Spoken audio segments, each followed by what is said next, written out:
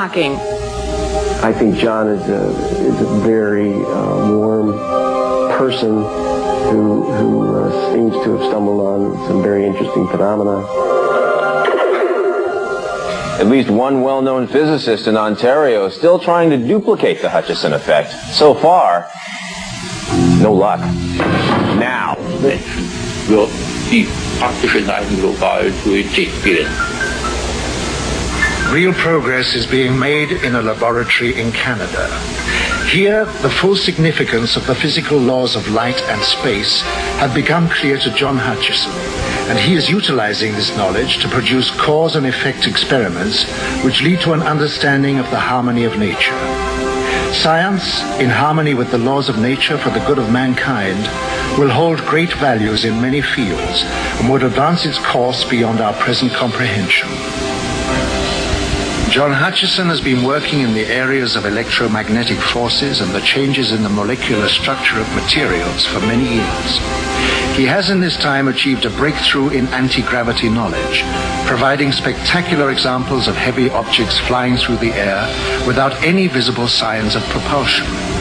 He has also made amazing discoveries concerning the alteration of compositions of materials by subjecting them to a form of electromagnetic bombardment. We're looking at something which you know shouldn't be happening. The result of these experiments showed in graphic detail metal heating to a near liquid state without heat.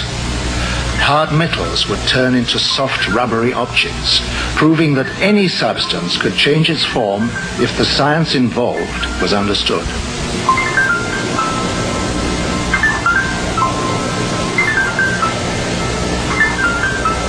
I immediately realized that this had tremendous significance. It had significance in space, it had military implications, and its understanding could possibly open up a whole new energy source. Hutchison is one of the growing number of scientists who realize that by applying physics to the natural laws of the universe, science will be taken into areas previously unrecognized. John Hutchison's achievement will give science a new momentum as it moves into the next century. Some of the work of the lone inventor, John Hutchison, in Canada, Vancouver, Canada. Hutchison takes two Tesla coils and essentially puts in the center of them a target, which every target has certain nonlinearities, and then blasts away with these two coils of them. Basically, what he establishes is an electromagnetic fighting itself, electromagnetic forces fighting themselves. And gravitational force is made when a gravitational potential is made when electromagnetic forces fight themselves to a draw. When, in other words, the gradients become zero. The gradient vectors or the resultants become zero, but the two forces are still in there slugging it out. All the energy is still going, the work is still going, but it's trapped locally. That's internal energy. That's what gravity is.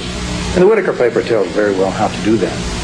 So when John got things just right, he didn't have control of it, absolute control, but he bored in there with persistence, and when he got things just right to get the forces to fight to a draw, and there was the right nonlinearity in the target, he would have levitation in things even 64 pounds. He would also, another thing you do with such a thing is you cause the magnetostatic potential to change a vacuum. In other words, that's pole, an unfortunate name in magnetism.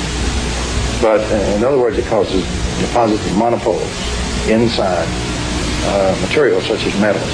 And you'll literally have the monopoles repel each other, and you'll have the explosive separation of metals into all kinds of grains and structures according to the waves in the Tesla coils that you're bombarding it with. And so he produced magnificent breaks, Hutchison did, in metals and splits as if it were Venetian blinds. And another thing it does, since this stuff comes from the nucleus out, it doesn't go through the electron shells. Its medium is the nuclei.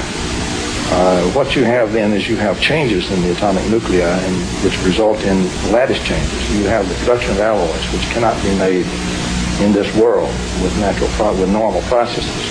And some of those alloys appeared in John Hutchison's work as a result of that kind of bombardment.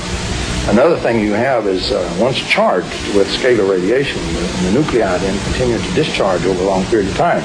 And so the material continues to change alloy form and so forth over a period of even a year. And you had those changes occur in his work also.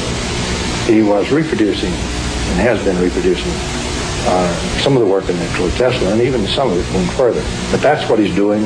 What he's doing is real. And unfortunately, most people regard John Hutchison as being a little bit off and not really understanding electromagnetics and not really understanding a Tesla coil, nothing to be further from the truth. He's doing the real electromagnetics. He's doing kind of electromagnetics they don't know anything about. He's doing electrogravitation and real Tesla work. The technology that we are aware of is quite staggering anyway. But then there is also the technology which the governments are... そのハチソン効果を起こすには至っていません。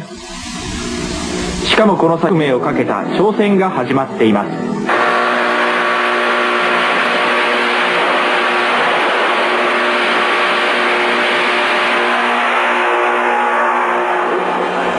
取材に当たった日野記者です。3日間シリーズでお伝えしたんですけれども、我々の常識では考えられないことばかりだったと思うんですけどもね、要するにあれほど本格的にフリーエネルギーの研究をしている人というのが